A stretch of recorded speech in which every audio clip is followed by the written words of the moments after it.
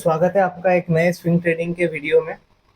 तो हमारा पहला स्टॉक है ट्यूब इंडिया इन्वेस्टमेंट्स।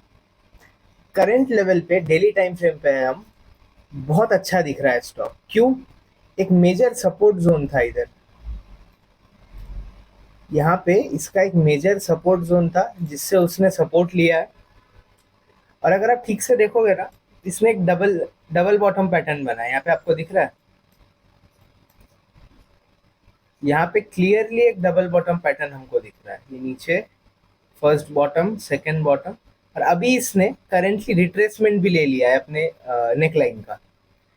तो इसके बाद का स्टेप क्या है? इसके बाद का स्टेप सिंपल है। ये यहाँ से इस तरीके से रैली देगा, हम एंट्री यहाँ बनाएंगे और यहाँ अपना स्टॉप लॉस रखेंगे। चलो ये तो समझ गए। इससे पहले कि मैं आपको बताऊं एंट्री एग्जिट स्टॉप लॉस कैसे लेना है, आप एक चीज देखो, इसके वॉल्यूम्स पे जरा ध्यान दो। देखो, जब से ये फॉल हो रहा था इसका, तब इसका यहाँ से इतना ये फॉल हुआ ना, ये इसके वॉल्यूम्स देखो, एवरेज वॉल्यूम्स एकदम ड्राई अप हो गए। मतलब क्या, ये अक्यूमुलेशन फेज में चला गया। और जब से इसने अपना पहला सपोर्ट बनाया है यहाँ पे, या पहला बॉटम और ये सेकंड बॉटम, इस पूरे जोन का आप वॉल्यूम देखो, कितने ज्यादा वॉल्यूम्स बढ़ चुके हैं। दिख रहा है कि वॉल्यूम्स कितने बढ़ चुके हैं इधर, जब से ये साइडवेज गया है। बहुत इजी, क्लीन और अच्छा सेटअप है यहाँ पे हमारे पास। और मैं आपको और एक चीज बता दूं, बिना देखे मैं आपको बताता हूँ, इसमें 100% RSI डाइवर्जेंस आपको दिखेगा। लुक, दिख गया।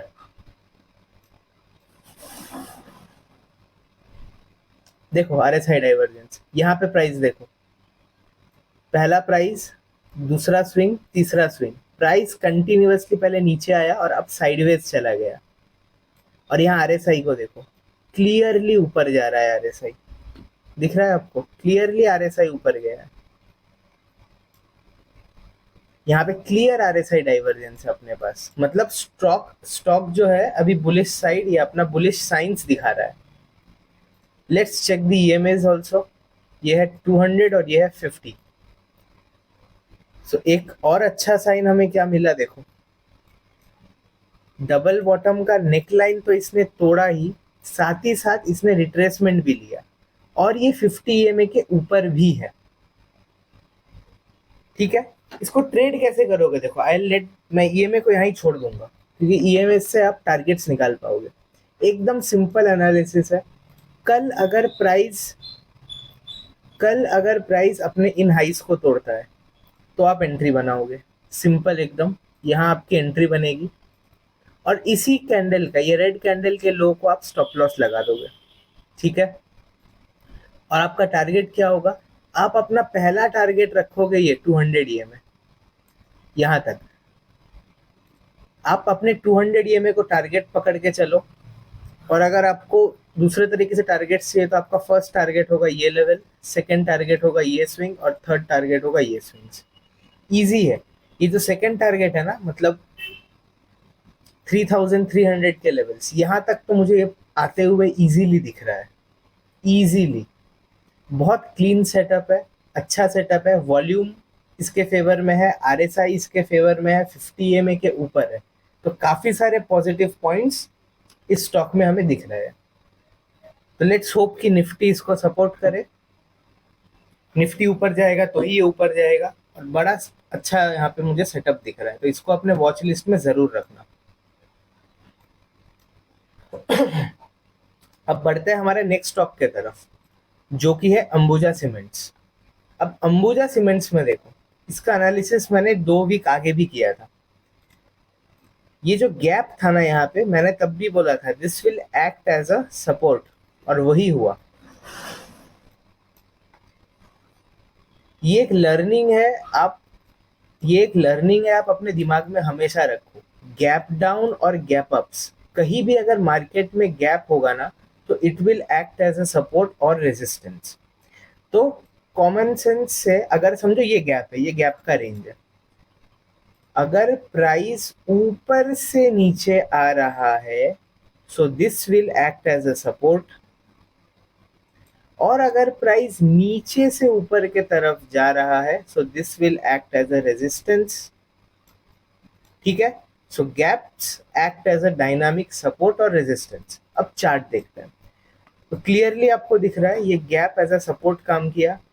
पहले बार यहाँ पे आप देखो प्राइस आया गैप पे, टच किया और ह्यूज रिवर्सल। यहाँ पे दिख रहा है कितना बड़ा आपको रिवर्सल कैंडल दिखा, लॉन्ग विक दिख रहा है आपको। फिर सेकेंड टाइम प्राइस ऊपर गया, फिर धीरे धीरे नीचे आया, फिर गैप पे आया और इमीडिएट बाउंस। तो ये कॉन्सेप्ट तो क्लियर हो गया कि gaps act as a support और रेजिस्टेंस। अब यहाँ पे पैटर्न क्या दिख रहा है? पैटर्न ये है, यहाँ पे देखो आपको एक head and shoulder, inverted head and shoulder pattern दिख रहा होगा, दिखा? तो यहाँ पे जो inverted head and shoulder pattern बना है ना, ये इंडिकेट करता है कि एक बुलिश मूव है। ये इसका नेकलाइन था जिसका इसने ब्रेकआउट दिया, बट किसी कारण मार्केट कंडीशन से ये फिर नीचे आ गया। बट मैं आपके साथ ये शेयर क्यों कर रहा हूँ? मैं इसलिए शेयर कर रहा हूँ, आप यहाँ पे देखो नीचे आने के बाद एग्जैक्टली अपने नेकलाइन एरिया के यहाँ पे इसने कंसोलिडेशन किया हुआ है, दिख रहा है आपको? लास्ट 1 2 3 4 5 लास्ट 5 दिन से ये इसी एक टाइट रेंज में, जो कि है अपना पकड़ लीजिए 15-20 रुपए का रेंज है, इधर ये कंसोलिडेट कर रहा है। बहुत सिंपल होगा, अगर निफ्टी का सपोर्ट रहा, मार्केट बुलिश गया, ये अगर अपना कंसोलिडेशन तोड़ता है, कंसोलिडेशन तोड़ता है, मैं क्या बोल रहा हूँ, ये जो ग्रीन कैंडल है ना, इसका हाई अगर ये निकालता है तो हम एंट्री बनाएंगे। स्टॉप लॉस इसी कंसोलिडेशन के लोएस्ट लेवल पे रखेंगे, लो पॉइंट पे रखेंगे, और अपना फर्स्ट इमीडिएट टारगेट होगा ये वाला swing. Our first target will be this levels, क्योंकि यहाँ पे एक मेजर रेजिस्टेंस है। पहला टारगेट होगा ये, दूसरा टारगेट होगा ये, और तीसरा टारगेट फिर होगा अपने लिए ये लेवल्स, जो कि एक मेजर रेजिस्टेंस है। तो मैं इसको इस तरीके से प्लान करूंगा। और जैसे मैंने आपको हमेशा बताया, आप ट्रेलिंग स्टॉप लॉस यूज करिए, क्या पता आप इतना नहीं ऑल टाइम हाई तक अचीव कर लो। अब इसके ईएमएस देखो, बेस्ट पार्ट है इसका ईएमए का। प्राइस कंसोलिडेट जो कर रहा है ना, वो अपने 50 ईएमए के ऊपर कर रहा है। इधर 50 EMA is acting as a support. देखो प्राइस 50 और 200 ईएमए के बीच में एकदम स्क्यू हो गया, एकदम फंस गया है। जब अगर इसका अपर साइड ब्रेकआउट आएगा ना, ब्रेकआउट में मोमेंटम बहुत अच्छा होगा, और ब्रेकआउट देने के बाद ये सीधा 200 ईएमए के ऊपर भी निकलेगा। मतलब क्या, और एडिशनल न्यू बायर्स इसमें ऐड होंगे। तो आप इसको अपने वॉच लिस्ट में रखो, जिस मोमेंट पे ब्रेकआउट एंटर करो, क्योंकि अगर आपने मिस कर दिया इधर एंट्री ना, तो आपको मिलेगा नहीं, ये भागेगा, इस पे बहुत मोमेंटम आएगा। एक बार इसके आरएसआई और ये भी चेक कर लेते हैं। देखो इधर भी डाइवर्जेंस था, यहाँ पे देखो प्राइस सेम लेवल पे आरएसआई देखो ऊपर जा रहा है, आरएसआई ऊपर जा रहा है, ये भी फटेगा। सब डिपेंड करता है निफ्टी कैसे परफॉर्म करता है, अपने ओवरऑल मार्केट कैसे परफॉर्म करता है। But this is a very good stock, keep it in your watch list. RSI भी देख लिया, वॉल्यूम क्या कुछ बोल रहा है हमें? हाँ वॉल्यूम भी बोल रहा है, एक इंक्रीज हमें दिखा है वॉल्यूम में। इसके भी फेवर में काफी सारे पॉजिटिव पॉइंट्स हैं, सो इस स्टॉक को भी आप मिस मत करिएगा। नेक्स्ट है हमारे पास Thyrocare. This is a very interesting stock. अब थायरोकेयर में हुआ क्या, एक यहाँ पे ना ट्रेंड लाइन था, ये जो ये एकदम अच्छे से फॉलो कर रहा था, यहाँ पे एक ट्रेंड लाइन था, और करंट लेवल पे अगर आप देखोगे ना, इसने भी एक सॉर्ट ऑफ डबल बॉटम बना के ऊपर रैली दिया था।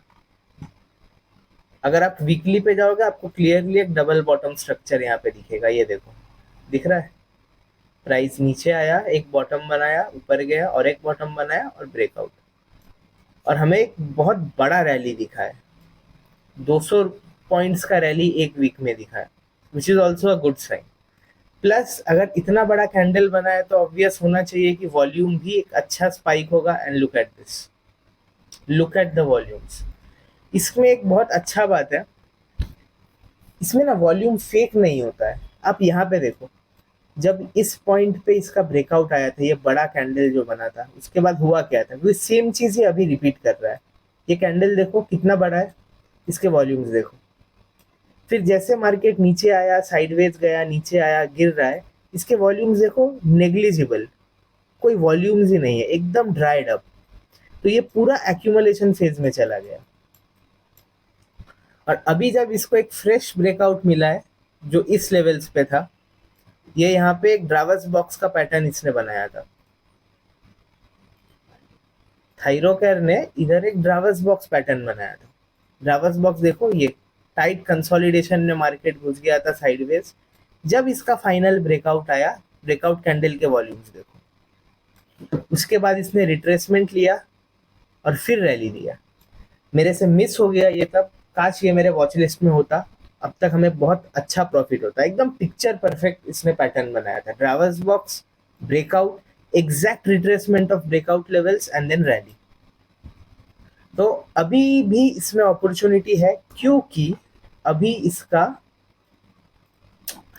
और एक पैटर्न बन रहा है इसमें। Let's check that out.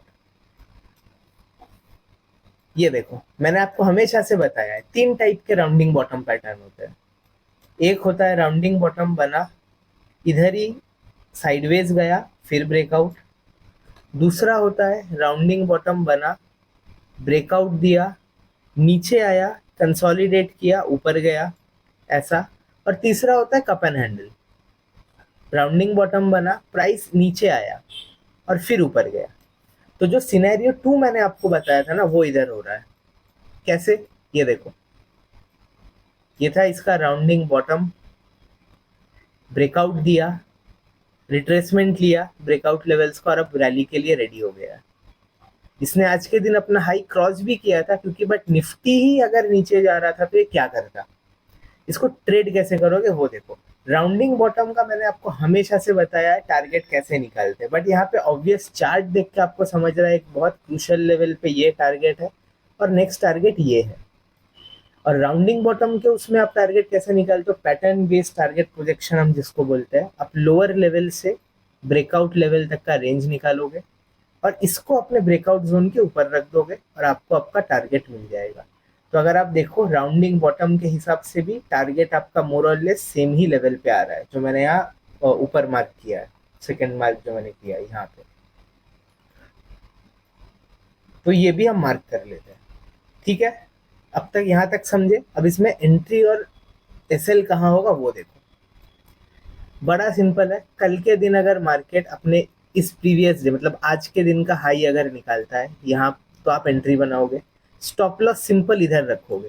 मैं इस डे लो का स्टॉप लॉस बोलता, बट मैं नहीं चाहता हूँ कि आपका स्टॉप लॉस जल्दी हिट हो जाए तो और आप ट्रेड से बाहर निकल जाओ।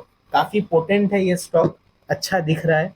थोड़ा बड़ा स्टॉप लॉस रखो, क्योंकि अगर आपने मेरा निफ्टी का एनालिसिस देखा है जो मैंने अभी कुछ देर आगे अपलोड किया, तो आपको पता होगा मैंने क्या बोला था। निफ्टी और बैंक निफ्टी दोनों ने काफी अच्छा रैली दिया है। एक पॉज या एक रिट्रेसमेंट का जरूरी है। बैंक निफ्टी में रिट्रेसमेंट जरूरी है और निफ्टी ऑलरेडी काफी टाइम से पॉज ले चुका है, तो हो सकता है 1-2 दिन और पॉज ले और फिर रैली दे। तो अगर ये पॉज लेगा ना, तो ये भी थोड़ा हो सकता है ऐसे ऐसे इधर घूमता रहे और फिर ऊपर रैली दे। तो मैं नहीं चाहता आपका स्टॉप लॉस हिट हो जाए अर्ली। तो सिंपल है, इसका हाई जब क्रॉस होगा आप एंट्री बनाओगे। स्टॉप लॉस को अभी फिलहाल इधर रखो, ठीक है। और अपना टारगेट ये इजी 1:2 टारगेट है। आपको देख के लग रहा है इतना कहाँ टारगेट है भाई, आप बिगर पिक्चर देखो। अगर इन लेवल्स के ऊपर वो निकलेगा ना, तब क्या होगा वो देखो। तब बनेगा यहाँ पे एक huge cup and handle pattern. यहाँ पे आपको दिख रहा है एक huge cup and handle pattern बनेगा। ये होगा इसका कप, ये होगा इसका हैंडल। और पता है अगर आप सही ट्रेड पे अभी घुस गए ना, तो आपका एक्सपेक्टेड टारगेट क्या होगा according to this cup and handle pattern. ये देखो, अराउंड ऑल टाइम हाई के भी ऊपर 1600 के आसपास। और करेंटली स्टॉक का प्राइस है 950। तो अब आप समझे 950 से 1600 जाने का इसका पोटेंशियल है। सही टाइम पे एंट्री ले लेना इस पे, अगर आपको अपॉर्चुनिटी मिले तो।